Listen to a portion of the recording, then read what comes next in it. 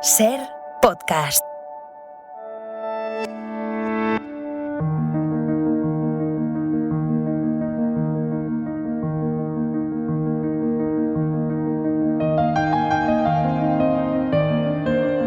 Un autor en una hora. Con Antonio Martínez Asensio. Bienvenidos a Un autor en una hora, donde vamos a contarles la vida de un autor a través de sus obras, destacando alguna escena de cada uno de sus libros. Hoy les vamos a contar José Saramago. José Saramago es un autor esencial que ha explicado como pocos el mundo que nos ha tocado vivir. No solo ha construido una obra de una grandísima calidad literaria, innovadora, profunda, sino que además ha sido la conciencia del final del siglo XX. José Saramago nace el 16 de noviembre de 1922 en la Rúa da Alagoa, en Aciñaga, en el distrito central de Ribatejo, a 120 kilómetros al noroeste de Lisboa. Nace en el seno de una familia campesina, sin tierras, hijo de José de Sousa, jornalero, y María da Piedade, ama de casa. El oficial del registro civil que inscribe el nacimiento del bebé le añade, sin que nadie se lo pida, el apodo por el que se conoce a su familia paterna en aquel pueblo, Saramago, que era una planta herbácea espontánea cuyas hojas servían de alimento a las familias pobres. En 1924, con 2 años, José deja el campo y se traslada a Lisboa con su madre y su hermano. Allí está su padre, que ha encontrado un nuevo trabajo como policía de seguridad pública. Se instalan en el barrio de Picheleira y de ahí en adelante durante 13 años vivirán en pisos compartidos. Pocos meses después de la mudanza fallece su hermano Francisco, 2 años mayor que él. Sus abuelos maternos son los que más influyen en él, casi más que sus propios padres, con los que mantiene una relación tal vez más distante. Ya no existe la casa en que nací. También ha desaparecido en un montón de escombros la otra, la que durante 10 o 12 años fue el hogar supremo, el más íntimo y profundo, la pobrísima morada de mis abuelos maternos. Josefa y Jerónimo se llamaban. Ese mágico capullo donde sé que se generaron las metamorfosis decisivas del niño y del adolescente. Esta pérdida, sin embargo, hace mucho tiempo que dejó de causarme sufrimiento, porque por el poder reconstructor de la memoria puedo levantar en cualquier momento sus paredes blancas, plantar el olivo que daba sombra a la entrada, abrir y cerrar el postigo de la puerta y la verja del huerto, donde un día vi una pequeña culebra enroscada. Entrar en las pocilgas para ver mamar a los lechones, ir a la cocina y echar del cántaro a la jícara de latón esmaltado el agua que por milésima vez me matara la sed de aquel verano. Cada verano vuelve a la aldea natal, Aciñaga, que será fundamental para la construcción de su escritura. Hasta 1937 no tiene la familia por primera vez un piso de alquiler individual. Con 18 años, José Saramago trabaja durante unos 2 años como cerrajero mecánico en un taller de reparación de automóviles. Después será contratado como cerrajero mecánico en los servicios industriales de los hospitales civiles de Lisboa, con un salario de 8 escudos. Trabaja en el servicio de administración de los hospitales civiles de Lisboa y en la caja de ayuda de familia del personal de la industria de la cerámica. Y por las noches visita la biblioteca del Palacio de las Gabellas, en Campo Pequeño, donde desarrolla su gusto por la lectura, sin ningún tipo de orientación ni ayuda ni consejo, sino de forma aleatoria, leyendo al azar. Mi Lisboa es la Lisboa de mis 18, 19, 20 años, algo así. Esta es la Lisboa que se me quedó dentro. En 1944 se casa con Hilda Reis, que trabaja como mecanógrafa en las oficinas de camiños de ferro de los ferrocarriles de Portugal. Él, mientras, trabaja como administrativo en la Seguridad Social. Por esta fecha empieza a escribir poesía. En 1947 publica su primer libro, La viuda, que entonces salió con otro título, Terra do Pecado. Y en este mismo año nace su única hija, Violante.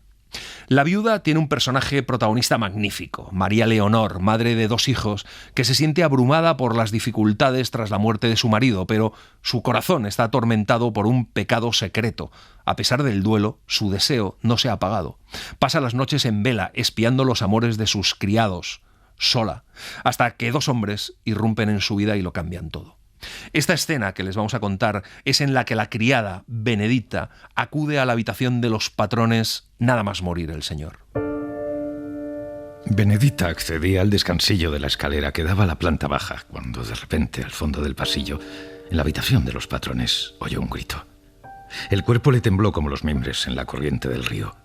La puerta de la habitación se abrió con violencia. María Leonor salía gritando, despeinada y con el horror clavado en el rostro. De las manos, repentinamente sin fuerza, de Benedita cayó la lamparilla con un ruido sordo, apagándose al rodar por el suelo. María Leonor caminaba por el pasillo, gimiendo y gesticulando como una loca. Tropezó y se desmoronó en el suelo, sollozando. Al fondo, en la cama, está el cuerpo inmóvil de Manuel Ribeiro, con uno de los brazos colgando, rozando el suelo. En el alma de Benedita algo se hunde para siempre. Con un vahido se queda en medio de la habitación a punto de desmayarse, los ojos fijos en el flaco cuerpo tendido. María Leonor entra de nuevo llorando, con el pecho jadeante, y se precipita sobre la cama deshecha, gimiendo. Benedita se acercó a su señora y se dejó caer de rodillas junto a ella. Lloraba bajito. Sus ojos se clavaron en el rostro de Manuel Ribeiro, de una serenidad absoluta e indiferente, y bajaron por el brazo hasta la mano lívida que tocaba la alfombra. Lentamente se agachó y besó los dedos fríos e inertes. ¿Qué importaba? Ahora él ya no era de nadie en la tierra. Nadie tenía derecho sobre él, de no ser Dios. María Leonor se levanta de golpe y grita, desesperada. Camina con decisión hacia la capilla de madera y con el brazo derecho tira las velas, las imágenes, los violeteros con flores que se hacen añicos en el suelo. Benedita, estupefacta, se levanta y coge por los brazos a María Leonor, pidiéndole a gritos que se tranquilice. Un tropel que venía del lado de la puerta les hizo volver las cabezas angustiadas. Los trabajadores, temblando de miedo, habían subido corriendo las escaleras y estaban ahora en el umbral, mirando con los ojos llenos de lágrimas el cuerpo de su patrón. Entraron uno a uno, cohibidos. Entre ellos brotó el sonido de un llanto e inmediatamente las lágrimas cayeron de todos los ojos. Rodearon el lecho. Jerónimo, el capataz de la finca, levantó respetuosamente el brazo de Manuel Ribeiro y lo puso sobre la colcha, acariciándole la mano helada con los dedos callosos y rígidos. José Saramago, hasta 1953, solo escribe poemas, cuentos y obras de teatro, y empieza a escribir Claraboya, una novela.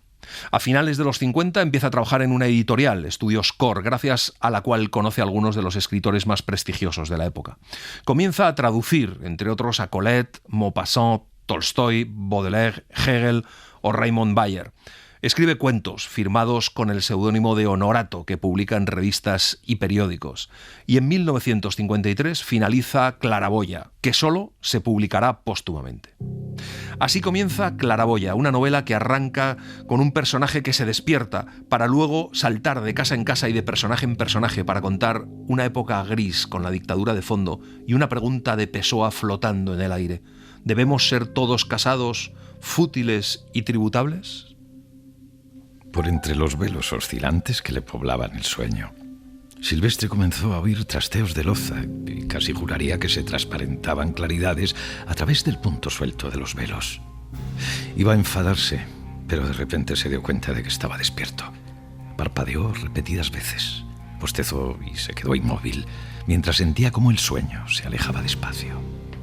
Y a partir de ahí vemos la ciudad, cómo se desarrolla toda la historia de ese tiempo gris. José Saramago en 1961 comienza a escribir los primeros poemas de lo que luego será Los Poemas Posibles. Ejerce también como crítico literario. En 1969 se afilia al Partido Comunista Portugués y en 1970 se divorcia. Poco después publica otra colección de poemas, probablemente Alegría. Empieza a trabajar en el Diario de Lisboa como coordinador del suplemento cultural y luego como subdirector del diario matutino Diario de Noticias. Solo unos meses, porque es destituido tras el golpe del 25 de diciembre. Para él, dos libros marcan esa época. El año de 1993, un libro de poemas muy experimental, y Os Apontamentos, artículos de contenido político publicados en el periódico. En 1977 publica Manual de Pintura y Caligrafía. Es la historia de un pintor que tras recibir un encargo decide en secreto hacer otro cuadro, un cuadro distinto, un retrato menos convencional, en un proceso de autodescubrimiento que concluye con la caída del poder fascista en Portugal y el comienzo de la Revolución de los Claveles. Es una novela sobre la vida y sobre el arte y una reflexión sobre la ética y el compromiso. Este es el fragmento inicial. Seguiré pintando el segundo cuadro, pero sé que no voy a acabarlo nunca.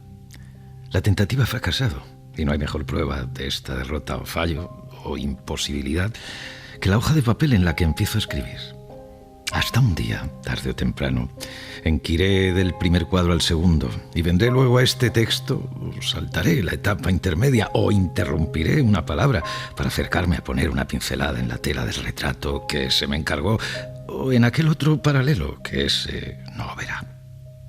No sabré más en ese día de lo que hoy sé, que ambos retratos son inútiles, pero podré decidir si ha valido la pena dejarme tentar por una forma de expresión que no es la mía, aunque esa misma tentación signifique, en definitiva, que tampoco era mía la forma de expresión que he venido usando tan aplicadamente como si siguiese las reglas fijas de cualquier manual. En 1978, José Saramago publica Casi un objeto, un libro muy experimental, una colección de cuentos que es su transición hasta encontrar su lenguaje propio, su voz. En 1979 publica La noche, una obra de teatro que se lleva a la escena y que se estrena en el Teatro de la Academia Almadense, en Almada, en Setúbal, y que dramatiza los sucesos que se dan en la redacción de un periódico en Lisboa, la noche del 24 de abril de 1974, la Revolución de los Claveles. Saramago ya ha decidido dedicarse íntegramente a la literatura. Se instala en Lavre, un pueblo rural del Alentejo, para estudiar y observar las costumbres, dichos, refranes y distintas formas de expresión de los habitantes. Este es el germen de levantado del suelo, o alzado del suelo, como se tradujo al principio. Pero ha sido en el año 80, con el alzado del suelo, que yo encontré, para decirlo así, mi voz, mi propia voz, literariamente mi voz. Levantado del suelo es una novela extraordinaria, pura literatura. Es la historia de un pueblo del Alentejo que lucha contra la explotación, ambientada en el proceso de la reforma agraria de su país, donde 3 generaciones de campesinos son sometidos por el latifundismo. Saramago dijo que Levantado del suelo habla de trabajadores y a trabajadores, de aquellos que se levantaron del suelo y no volvieron a él, porque del suelo solo debemos querer el alimento y aceptar la sepultura, nunca la resignación. Así comienza el segundo capítulo. Empezó a lloverles al caer la tarde, con el sol medio palmo encima de los cabezos bajos, a mano derecha. Luego estaban las brujas peinándose, que este es el tiempo que escogen. El hombre hizo parar al burro y con el pie, para aliviarlo de la carga en la breve cuesta empinada, empujó una piedra hasta la rueda del carro. Esta lluvia, ¿qué idea le habrá dado al regidor de las celestes aguas? No es de la estación. Por eso hay tanto polvo en el camino y alguna bosta seca o boñigos de caballo, que estando lejos de lugares habitados nadie ha venido a recoger. Ningún chiquillo de cesta enfilada al brazo se ha aventurado hasta tan lejos en la rebusca de estiércol natural, cogiendo cuidadoso con la punta de los dedos la esfera reventona, hendida a veces como fruto maduro. Bajo la lluvia, el suelo pálido y caliente se ha salpicado de estrellas oscuras, súbitas, que cayeron sordamente en el polvo fofo, y después un golpe de agua dándole de plano lo anegó. Pero la mujer tuvo tiempo de sacar al niño del carro, del nido que el jergón de rayas formaba entre 2 arcas. Se lo arrimó al pecho, le cubrió la cara con la punta desatada del pañolón y dijo: no se ha despertado. De cuidados este fue el primero, luego otro. Se va a empapar todo. El hombre, mirando las nubes altas y frunciendo la nariz, decidió con su saber de hombre: esto no es nada, un chaparrón. Pero por si acaso desenrolló una de las mantas, la extendió sobre los muebles. Hoy tenía que ponerse a llover, mal rayo me parta. En 1981, José Saramago publica Viaje a Portugal, una obra casi autobiográfica, inspirada en el viaje a la Alcarria de Camilo José Cela. Mientras la escribía, tomaba notas para la siguiente. Al año siguiente publica Memorial del convento, ambientada en el Portugal de la Inquisición, una novela histórica emocionante sobre la construcción de un convento en Mafra, que además es una historia de amor inolvidable y tiene un personaje femenino memorable. La novela tiene una gran acogida por parte de los lectores y de la crítica. Ese año gana el premio del Pen Club portugués y el premio literario Municipio de Lisboa. Esta es la escena en la que el rey promete construir el convento. Don Juan, quinto de este nombre en el orden real, irá esta noche al dormitorio de su mujer, doña María Ana Josefa, llegada hace más de 2 años desde Austria para dar infantes a la corona portuguesa y que aún hoy no ha quedado preñada. Ya se murmura en la corte, dentro y fuera de palacio, que es probable que la reina sea machorra, insinuación muy resguardada de orejas y bocas delatoras, y que solo entre íntimos se confía. Ni se piensa que la culpa sea del rey, primero porque la esterilidad no es mal de hombres, de mujeres sí. Por eso son repudiadas tantas veces. Y segundo, y prueba material por si preciso fuere, que abundan en el reino los bastardos de real simiente y siguen aumentando.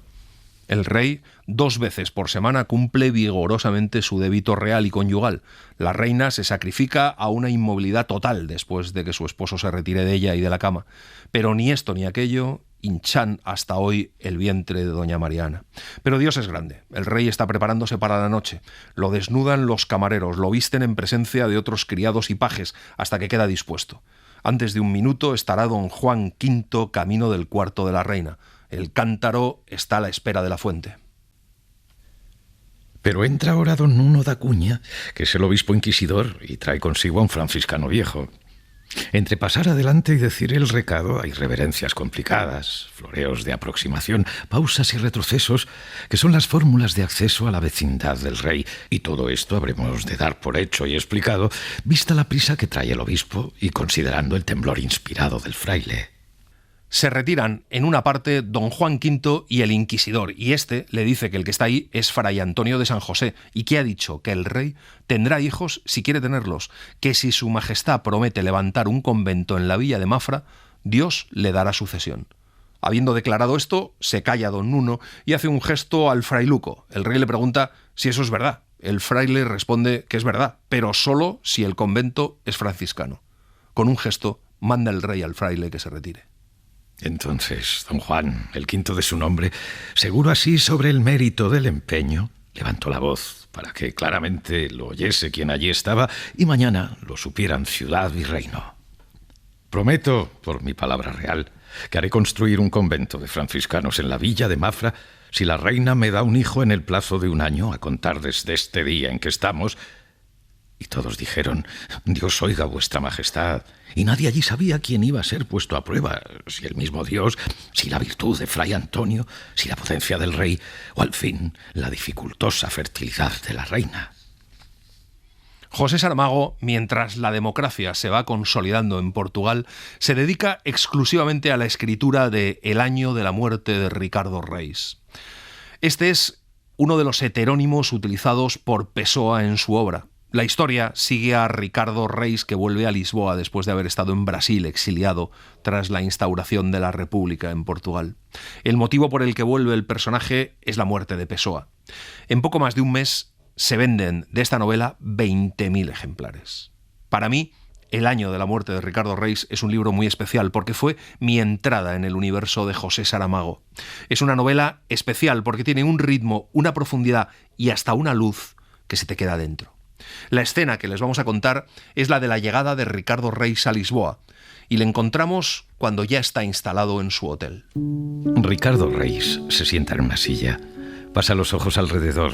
Aquí es donde va a vivir, no sabe cuántos días. Tal vez acabe alquilando casa, instalando un consultorio. Tal vez vuelva a Brasil. Por ahora bastará el hotel. Lugar neutro, sin compromiso, de tránsito y vida en suspenso. Más allá de los visillos, las ventanas habían cobrado una luminosidad repentina. Son los faroles de la calle, tan tardes ya. Se acabó el día. Lo que de él queda está lejos, en el mar, y va huyendo. Hace aún muy pocas horas navegaba Ricardo Reis por aquellas aguas. Ahora el horizonte está donde su brazo alcanza. Paredes, muebles que reflejan la luz como un espejo negro, y en vez del latido profundo de las máquinas de vapor, oye el susurro, el murmullo de la ciudad. 600.000 personas suspirando, gritando lejos. Ahora unos pasos cautelosos en el corredor, una voz de mujer que dice, «Ya voy». Debe de ser la criada. Estas palabras, esta voz. Ricardo Reis abre una ventana, mira hacia afuera, ya no llueve. El aire fresco, húmedo de viento que pasó sobre el río entra en el cuarto. Deja la ventana abierta, abre la otra y en mangas de camisa, refrescado y con súbito vigor, empieza a abrir las maletas. Lo ordena todo en menos de media hora.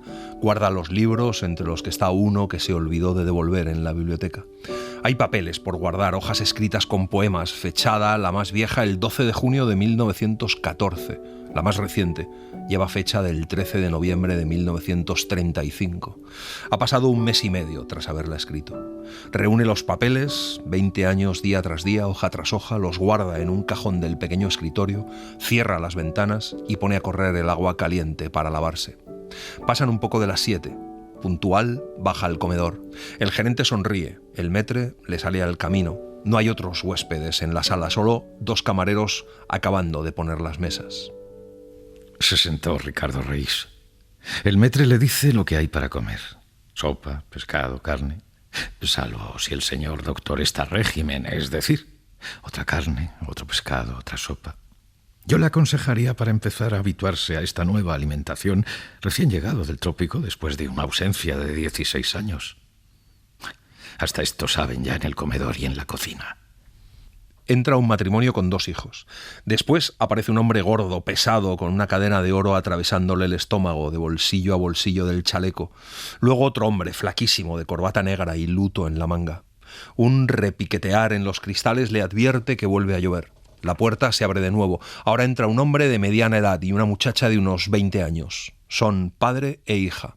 Mientras cenan, la joven, delgada, acaricia con su mano derecha, como si fuera un animalito doméstico, a la mano izquierda que descansa en el regazo.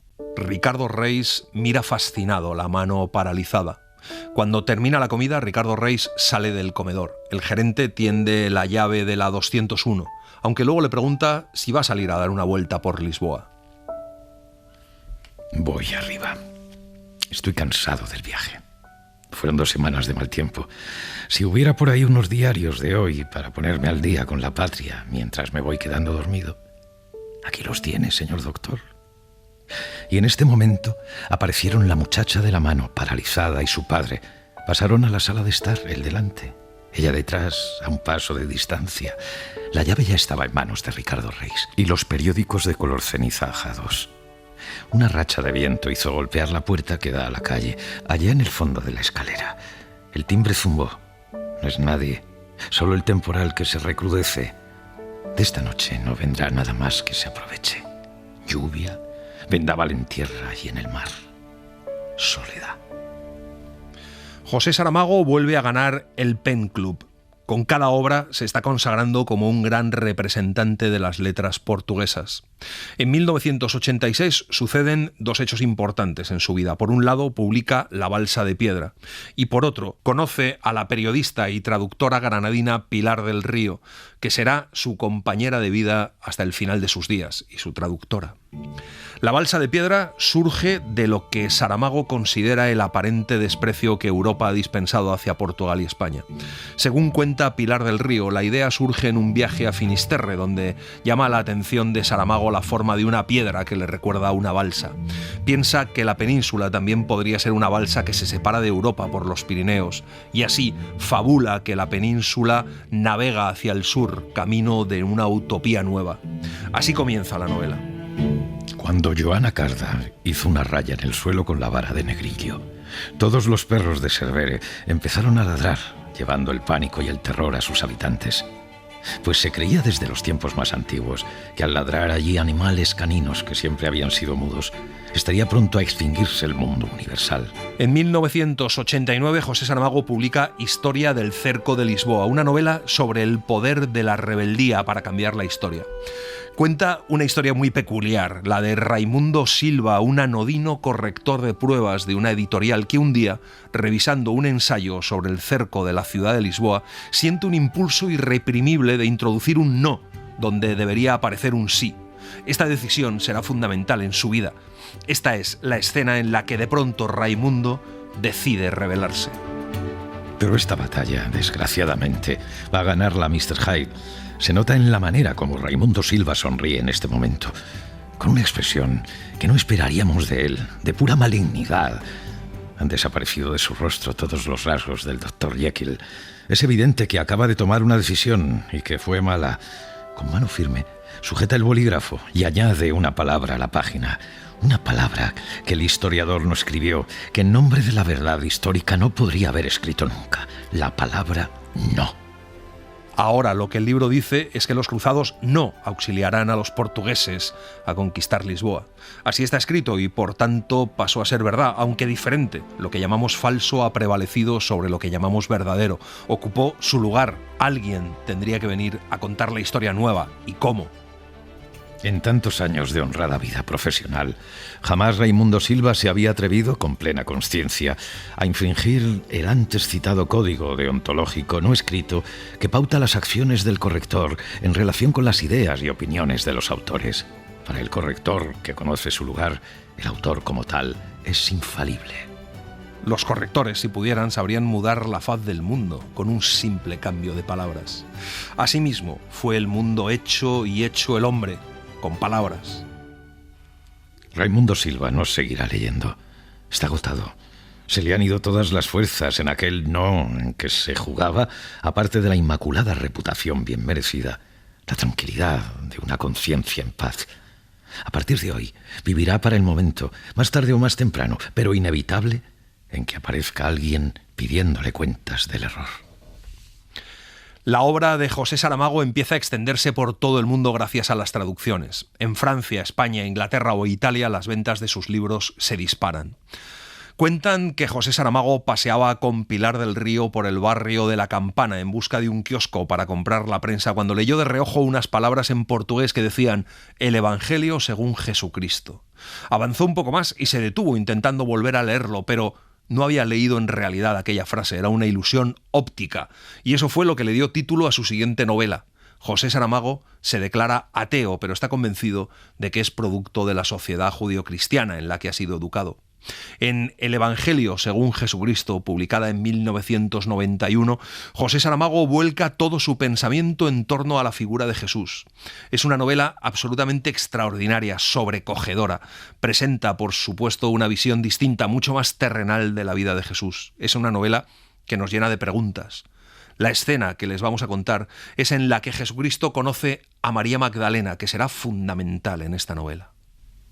Al día siguiente, Jesús se despidió de los primeros amigos que había encontrado en sus 18 años de vida y con el fardel lleno, dando la espalda a este mar de Genesaret, donde o mucho se engañaba o le hizo Dios una señal, orientó al fin sus pasos hacia las montañas, camino de Nazaret. Sin embargo, quiso el destino que al atravesar la ciudad de Magdala se le reventase una herida del pie que tardaba en curarse y de tal modo que parecía que la sangre no quería parar. También quiere el destino que el peligroso accidente ocurra a la salida de Magdala, casi enfrente de la puerta de una casa que está alejada de las otras, como si no quisiera aproximarse a ellas o ellas la rechazaran. Viendo que la sangre no da muestras de restañarse, Jesús llama a los de dentro y acto seguido aparece una mujer en la puerta. Es como si estuviera esperando que la llamasen, aunque por un leve aire de sorpresa que se insinúa en su cara podríamos pensar que está habituada a que entren en su casa sin llamar. Esta mujer es una prostituta. Jesús, que está sentado en el suelo comprimiendo la desatada herida, echa una mirada rápida a la mujer que se acerca y le pide que le ayude. Auxiliándose de la mano que ella le tiende, consigue ponerse en pie y dar unos pasos cojeando. Ella le dice que entre, que le curará la herida. Jesús no dijo ni sí ni no. El olor de la mujer lo aturdía hasta el punto de desaparecerle. De un momento a otro, el dolor que le provocara la llaga al abrirse, y ahora, con un brazo sobre los hombros de ella, sintiendo su propia cintura ceñida por otro, que evidentemente no podía ser suyo, percibió el tumulto que le traspasaba el cuerpo en todas direcciones. Si no es más exacto decir sentidos, porque en ellos, o en uno que tiene ese nombre, pero que no es a la vista, ni el oído, ni el gusto, ni el olfato, ni el tacto, aunque pueda llevar una parte de cada uno, ahí es donde todo iba a dar con perdón. La mujer le ayuda a entrar en el patio, cierra la puerta y lo hace sentarse. Va por una bacía de barro y un paño blanco. Llena de agua, la bacía moja el paño y arrodillándose a los pies de Jesús, sosteniendo en la palma de la mano izquierda el pie herido, lo lava cuidadosamente, limpiándolo de tierra, ablandando la costra rota de la que sale, con la sangre, una materia amarilla purulenta de mal aspecto. Dijo la mujer: no va a ser el agua lo que te cure. Y Jesús dijo: solo te pido que me ates la herida para poder llegar a Nazaret. Allí la trataré. Iba a decir: mi madre me la tratará, pero se corrigió, pues no quería parecer ante los ojos de la mujer como un chiquillo que por un tropezón con una piedra se echa a llorar. En abril de 1992, el gobierno de Cavaco Silva elimina el Evangelio según Jesucristo de la lista que han realizado 3 instituciones para representar la nueva literatura portuguesa en Europa. Saramago entonces se plantea la posibilidad de trasladarse a Lanzarote a vivir, una isla que ha visitado unos meses antes para distanciarse de un gobierno que no respeta los valores surgidos de la Revolución de Abril. El Evangelio según Jesucristo es un antes y un después en su obra. En Tías, Lanzarote vivirá los siguientes 18 años de su vida, en una vivienda a la que llamará a casa. Allí comenzará una nueva vida y escribirá un nuevo libro, Ensayo sobre la ceguera, a la que dedica 3 años y 3 meses, fruto de una idea que le había surgido en un restaurante de Lisboa. ¿Y si fuéramos ciegos? El mundo sufre una pandemia en esta novela, una ceguera blanca que hace que la sociedad saque lo peor de sí misma. Y además, que cuando se recuperen de esa enfermedad, se den cuenta de que no han aprendido nada. ¿Les suena? Con esta novela, a través de una alegoría, Saramago intenta decirle al lector que la vida que vivimos no se rige por la racionalidad, que estamos usando la razón, contra la propia vida. Intenta decir que la razón no debe separarse nunca del respeto, que la solidaridad no debe ser la excepción, sino la regla. La escena que les vamos a contar es la primera de la novela. Un hombre, de pronto, dentro de un coche, se queda ciego. Se iluminó el disco amarillo. De los coches que se acercaban, 2 aceleraron antes de que se encendiera la señal roja. En el indicador del paso de peatones apareció la silueta del hombre verde. Los conductores impacientes esperan a que se ponga la luz en verde para ellos, pero cuando lo hace no todos arrancan. El primero de la fila de en medio se queda parado. Los peatones ven al conductor braceando tras el parabrisas mientras los de los coches de atrás tocan frenéticos el claxon. El hombre grita algo. Por los movimientos de la boca se nota que repite 2 palabras. Estoy ciego. Nadie lo diría. A primera vista, los ojos del hombre parecen sanos. El iris se presenta nítido, luminoso. La esclerótica blanca, compacta como porcelana. Los párpados muy abiertos, la piel de la cara crispada, las cejas repentinamente revueltas. Todo eso, cualquiera lo puede comprobar, son trastornos de la angustia. Le ayudan a salir del coche mientras el hombre repite con desesperación que está ciego, que lo ve todo blanco. Implora que alguien le lleve a casa. Un hombre se ofrece a conducir el coche y llevar al hombre a su casa. Aparcan cerca de la casa del ciego. Una vez allí, el ciego dice que no necesita nada más, por no dejar entrar a un extraño en su casa, y el buen samaritano se va. Cuando llega la mujer del hombre que se ha quedado ciego, deciden llamar a un oculista. El hombre ciego se da cuenta de que el hombre que le ha traído no le ha dejado las llaves del coche. Aún así, buscan el vehículo, pero no lo encuentran. Tu santo protector, esa alma de Dios se ha llevado el coche. No puede ser. ¿Seguro que no miraste bien? Claro que miré bien, yo no estoy ciega. Las últimas palabras le salieron sin querer. José Saramago, en los primeros años de su estancia en Lanzarote, escribe un diario que terminará teniendo 6 volúmenes. Cuadernos de Lanzarote. Son extraordinarios, deliciosos. Su siguiente novela es otra obra impresionante, Todos los nombres. Francisco Umbral, tras leerla, dijo que Saramago solo tenía que sentarse a la puerta de su casa y esperar la concesión del Nobel. Mes y medio después, la Academia Sueca se lo concedió. Todos los nombres surge de una historia real y narra la búsqueda de un funcionario del registro civil que se propone reconstruir el rastro de una desconocida que acaba de morir. Se ha dicho de ella que es la historia de amor más intensa de la literatura portuguesa de todos los tiempos. Umbral dijo que Saramago había escrito una no historia con unos no personajes sobre un no encuentro y un no amor, y que el resultado era magnífico. Este es el comienzo. Además del nombre propio de José, Don José también tiene apellidos de los más corrientes. Sin extravagancias onomásticas, uno por parte de padre, otro por parte de madre, según la norma, legítimamente transmitidos, como podríamos comprobar en el registro de nacimiento existente en la conservaduría, si la sustancia del caso justificase el interés y si el resultado de la averiguación compensara el trabajo de confirmar lo que ya se sabe. Sin embargo, por algún motivo desconocido, si es que simplemente no se desprende de la insignificancia del personaje, cuando a don José se le pregunta cómo se llama, o cuando las circunstancias le exigen que se presente, soy fulano de tal, nunca le sirve de nada pronunciar el nombre completo, dado que los interlocutores solo retienen en la memoria la primera palabra, José, a la que después añadirán o no, dependiendo del grado de confianza o de ceremonia, la cortesía o la familiaridad del tratamiento. A José Saramago le llega el anuncio de la concesión del Premio Nobel de Literatura volando desde Frankfurt a Madrid. Cuando su editor le da la noticia, le dice que debe volver a la Feria del Libro de Frankfurt inmediatamente, y él dice que lo que tiene que hacer es llegar a Lanzarote porque no tiene camisas para cambiarse. El socialista Jorge Sampaio, que lleva 2 años como presidente de la República de Portugal, dijo que el premio era una alegría para el país a pesar de las diferencias políticas e ideológicas que tenían. Después del Nobel, la ya de por sí intensa actividad de Saramago aumenta. El milenio llega con un montón de premios y distinciones. En una visita que realiza a un centro comercial en Alberta, en Canadá, se despierta el asombro de José Saramago. Aquel le parece un lugar que reproduce el mundo, un lugar limpio, seguro y agradable para que los consumidores sean felices. El centro comercial sustituyó la catedral y está sustituyendo la universidad. Ya tiene en la cabeza La caverna. Esta novela es una parábola del mundo que nos plantea las tensiones entre pequeños y grandes comerciantes y el propio sistema liberal. La visita a un museo de artes populares en Brasil, junto al hecho de que le viene a la mente la alegoría de Platón, sientan las bases de lo que será La caverna. Una novela sobre un alfarero que descubre que ya no hay un lugar para él en la sociedad tecnificada.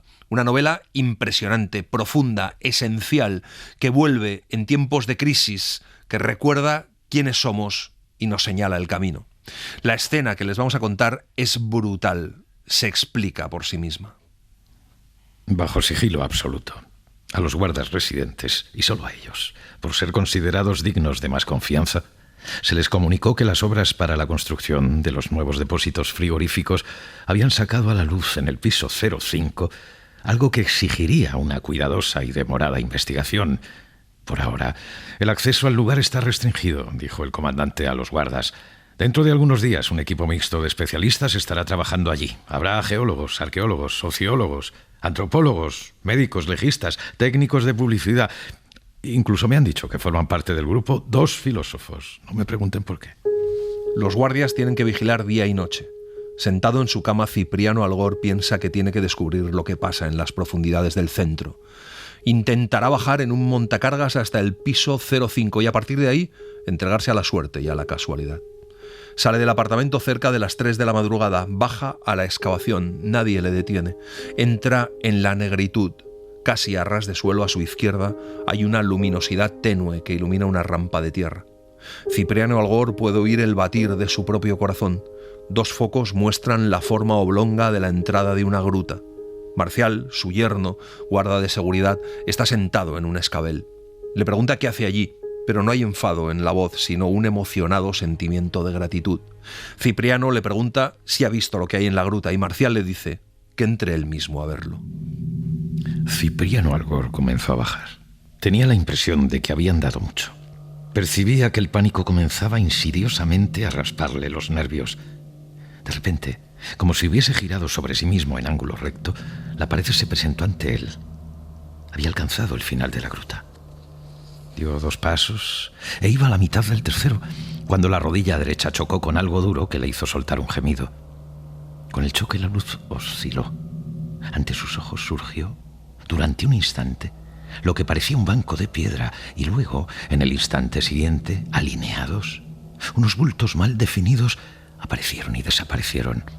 Un violento temblor sacudió los miembros de Cipriano Algor. Su coraje flaqueó como una cuerda a la que se le estuvieran rompiendo los últimos hilos. Es un cuerpo humano sentado. A su lado, cubiertos con los mismos paños oscuros, otros 5 cuerpos igualmente sentados, erectos todos, como si un espigón de hierro les hubiese entrado por el cráneo y los mantuviese atornillados a la piedra.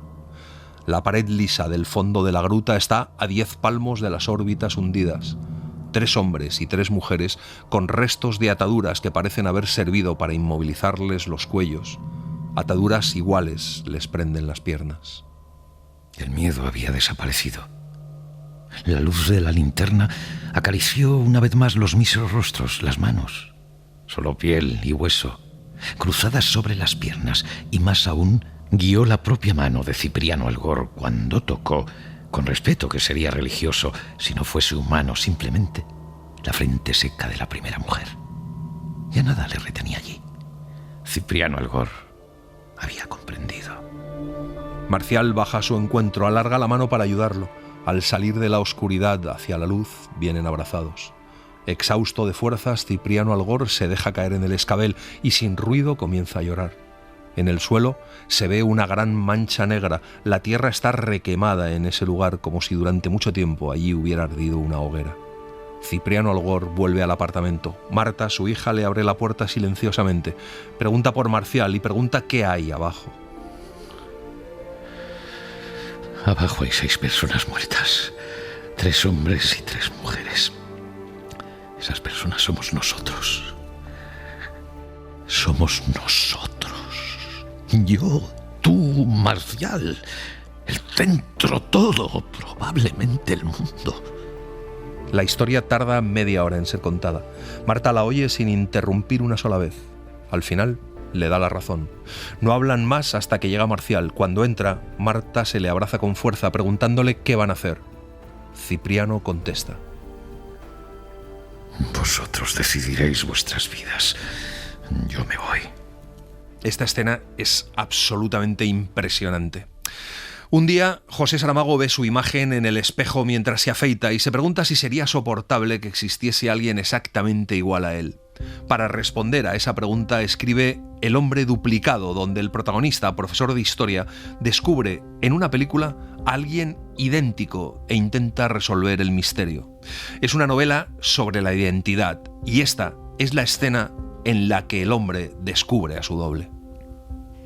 Se sentó en el sillón, apretó el botón del mando a distancia, inclinado hacia adelante, con los codos hincados en las rodillas, todo el ojos. Ya sin risas ni sonrisas, repasó la historia de la mujer joven y guapa que quería triunfar en la vida. Al cabo de 20 minutos, la vio entrar en un hotel y dirigirse al mostrador de recepción. Le oyó decir el nombre. Me llamo Inés de Castro.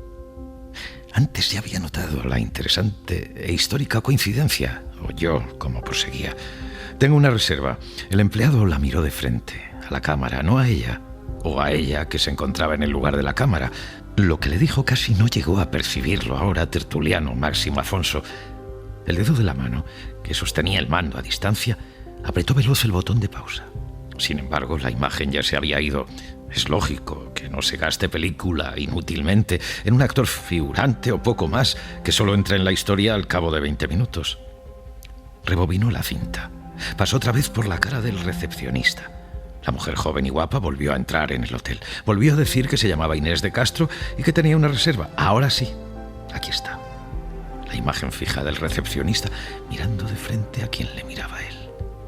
Tertuliano Máximo Afonso se levantó del sillón, se arrodilló delante del televisor, la cara tan pegada a la pantalla como le permitía la visión. «¿Soy yo?», dijo. Y otra vez sintió que se le erizaba el pelo del cuerpo.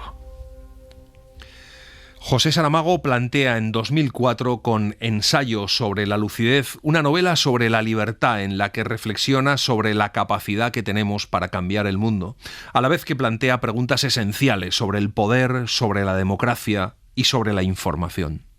Ensayo sobre la lucidez plantea qué pasaría si un día todo el mundo votara en blanco. Así comienza, con esta frase demoledora. Mal tiempo para votar. Está lloviendo muchísimo. Se constituye la mesa. Fuera no hay sombra de ningún elector. Media hora después el presidente sugiere a uno de los vocales que salga a cerciorarse de si viene alguien y si la puerta está bien abierta. El vocal vuelve empapado y dice que la calle está desierta.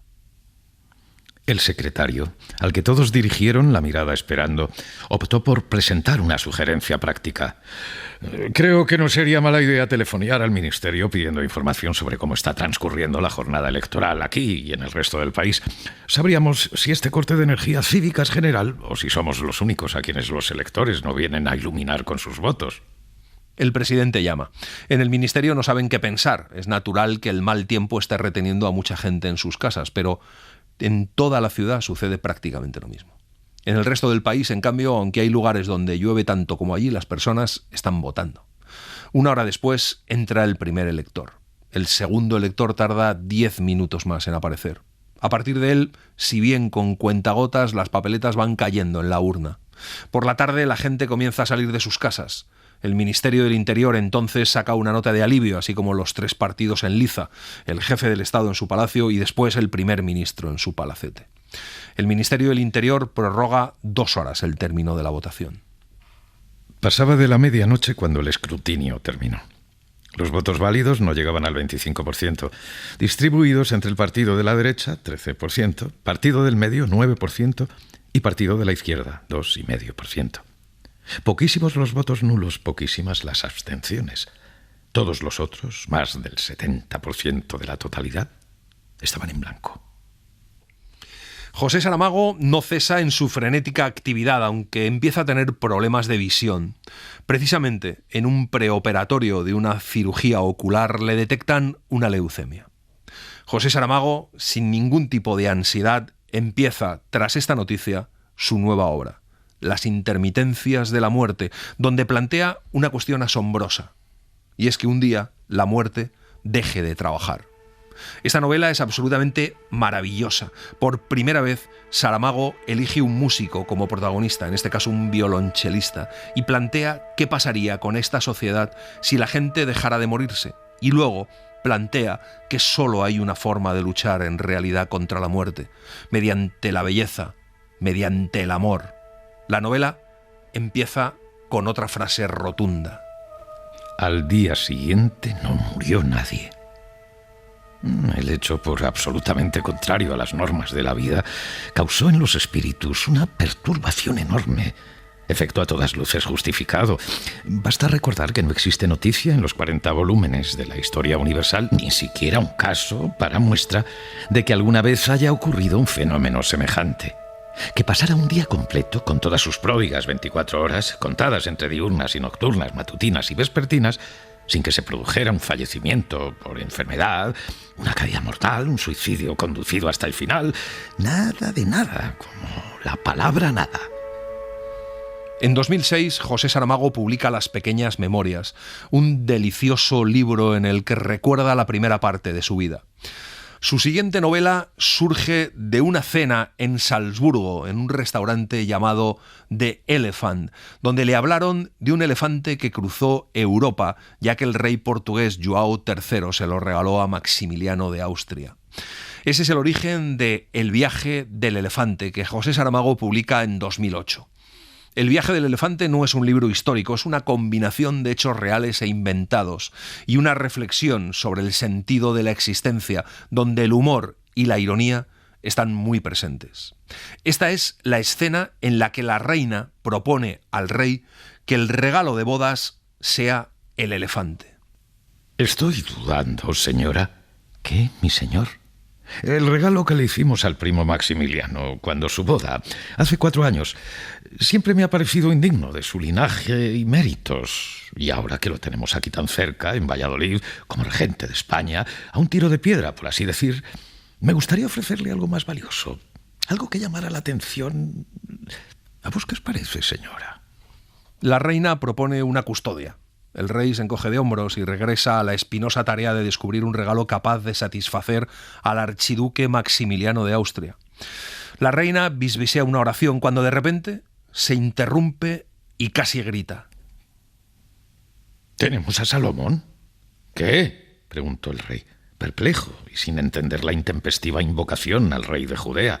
Sí, señor, Salomón, el elefante. ¿Y para qué quiero aquí el elefante?, preguntó el rey algo enojado. ¿Para el regalo, señor?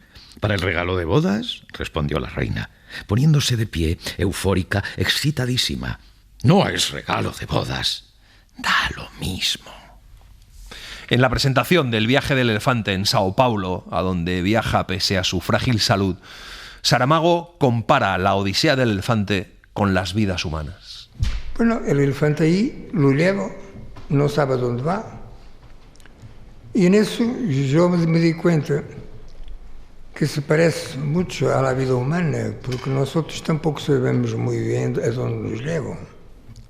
Durante ese viaje a Brasil, José Saramago comenta a sus amigos que ya tiene un nuevo libro en la cabeza. Su título será Caín. José Saramago no quiere morir sin reflexionar sobre el primer criminal de la historia. Y aunque sufre varias hospitalizaciones, sigue trabajando en la obra. Caín es visto por Saramago como una víctima. Caín mata a Abel, pero Dios no lo condena a muerte, lo deja en la tierra. Saramago, al relatar las distintas situaciones que vive Caín, pondrá de manifiesto la crueldad de Dios desde su visión de humanista y ateo.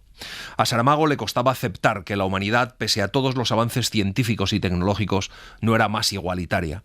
Caín es una novela que defiende un posicionamiento humanista, el ser humano como centro de todas las cosas. Así comienza esta novela. Cuando el Señor, también conocido como Dios, se dio cuenta de que a Adán y Eva, perfectos en todo lo que se mostraba a la vista, no les salía ni una palabra de la boca, ni emitían un simple sonido, por primario que fuera, no tuvo otro remedio que irritarse consigo mismo, ya que no había nadie más en el jardín del Edén a quien responsabilizar de la gravísima falta. José Saramago muere el 18 de junio de 2010, a los 87 años de edad, en su casa de Lanzarote, tranquilo, rodeado de sus seres queridos. Tuvo una despedida íntima en la isla y otra multitudinaria en Portugal. Cuando el avión que lo llevaba a Portugal levantó el vuelo, sus lectores salieron a la calle o se subieron a las terrazas para leer fragmentos de sus libros. Las calles de Lisboa estallaban llenas de carteles con una foto y una palabra: Obrigado. Una multitud con libros y claveles rojos acompañó el féretro hasta el cementerio alto de San Juan de Lisboa, donde le cantaron el himno de la Internacional Comunista y el Gran Dávila Morena. Más de 20.000 personas pasaron por la capilla ardiente. En el féretro se introdujo Memorial del Convento. Sus restos se quedaron en Lisboa, bajo un olivo de Aciñaga, situado frente a la Casa dos Bicos, que pasó a ser la sede de la Fundación José Saramago. Junto a una sencilla lápida con el nombre del escritor hay una frase: no subió a las estrellas si a la tierra pertenecía. Lean a Saramago, concédanse ese placer y ese privilegio. Yo creo que nadie puede decir quién es. Lo único que sí que se puede es más o menos tener una idea de cómo se va siendo y por lo menos intentar que haya una cierta coherencia entre lo que hemos sido, lo que somos y lo que llegaremos a ser.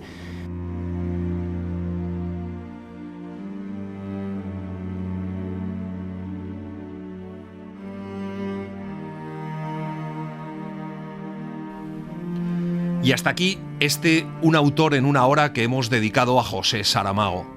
Hemos utilizado los libros Saramago, el Nobel de lo imposible, de Juan Pinilla, José Saramago, La consistencia de los sueños, de Gómez Aguilera, y el maravilloso libro de Pilar del Río, La intuición de la isla, editado por Itineraria. Gracias por estar ahí y gracias por leer. Un autor en una hora, en la cadena SER.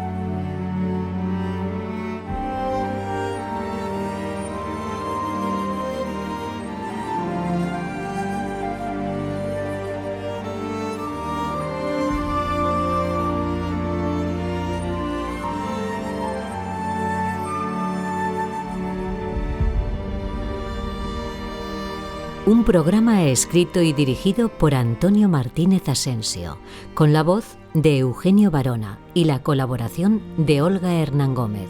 Diseño sonoro de Mariano Revilla. Edición y montaje de sonido de Borja González.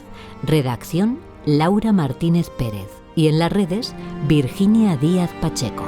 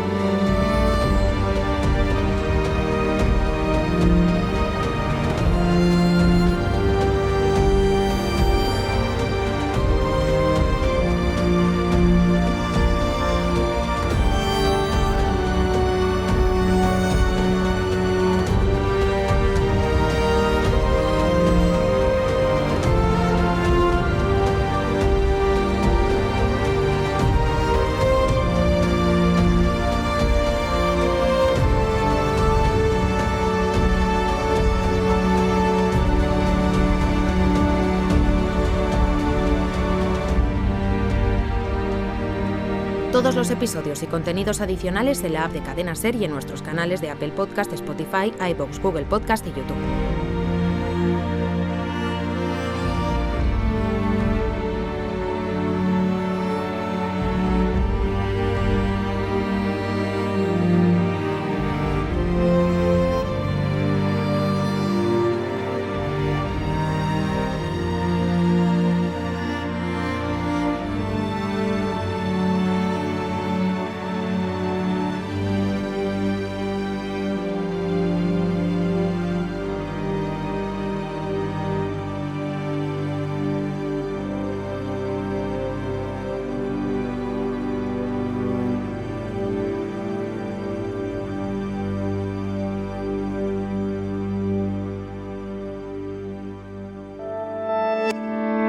Cadena Ser. La radio.